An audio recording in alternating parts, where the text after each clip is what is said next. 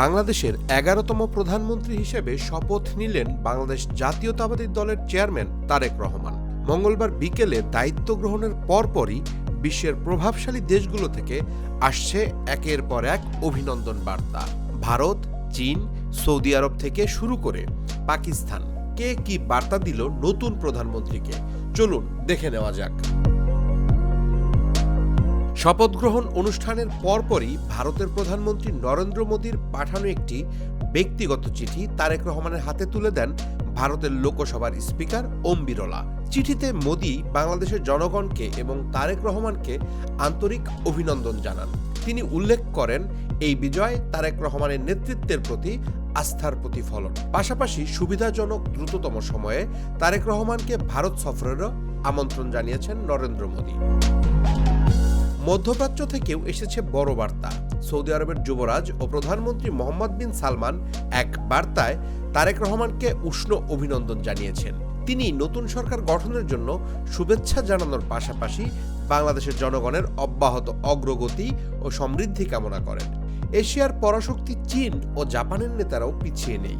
চীনের প্রধানমন্ত্রী লি কিয়াং এক বার্তায় বলেন, চীন ও বাংলাদেশ কৌশলগত সহযোগিতামূলক অংশীদার। তিনি উচ্চমানের বেল্ট অ্যান্ড রোড সহযোগিতার মাধ্যমে সম্পর্ককে নতুন স্তরে নেওয়ার আগ্রহ প্রকাশ করেন।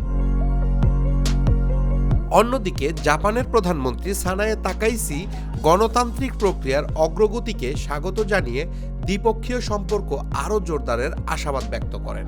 পাকিস্তানের প্রধানমন্ত্রী শাহবাজ শরীফ তারেক রহমানকে ভাই সম্বোধন করে আন্তরিক শুভেচ্ছা জানিয়েছেন। তিনি দুই দেশের ঐতিহাসিক সম্পর্ক আরও গভীর করার প্রত্যাশা ব্যক্ত করেন। শপথ অনুষ্ঠানে উপস্থিত মালদ্বীপের প্রেসিডেন্ট মোহাম্মদ মুইজ্জো সরাসরি বৈঠক করেন তারেক রহমানের সাথে। সেখানে বাণিজ্য, স্বাস্থ্য ও বিমান যোগাযোগ বৃদ্ধির বিষয়ে আলোচনা হয়। নতুন সরকারের শপথ অনুষ্ঠানে বসেছিল বিশ্ব নেতাদের মিলন মেলা। অনুষ্ঠানে উপস্থিত ছিলেন মালদ্বীপের প্রেসিডেন্ট, ভুটানের প্রধানমন্ত্রী শেরিং তোবগে, ভারতের লোকসভার স্পিকার ওম বিরলা, যুক্তরাজ্যের আন্ডার সেক্রেটারি সীমা মালহোত্রা এবং পাকিস্তানের পরিকল্পনা মন্ত্রী আহসান ইকবাল সহ 14টি দেশের প্রতিনিধিরা। বিশ্ব নেতাদের এই উপস্থিতি এবং তাৎক্ষণিক অভিনন্দন বার্তা প্রমাণ করে আন্তর্জাতিক অঙ্গনে তারেক রহমানের সরকার শক্তিশালী গ্রহণযোগ্যতা নিয়েই যাত্রা শুরু করেছে। ভারতের আমন্ত্রণ আর চীন সৌদি আরবের সমর্থন সব মিলিয়ে কূটনৈতিক ক্ষেত্রে বাংলাদেশ কতটা এগিয়ে যাবে সেটাই এখন দেখার বিষয়। আন্তর্জাতিক রাজনীতি সহ সকল আপডেট পেতে আমাদের ইউটিউব চ্যানেলটি সাবস্ক্রাইব করে রাখুন ও আমাদের বাংলা ফ্লো এর ফেসবুক পেজও ফলো দিয়ে রাখুন।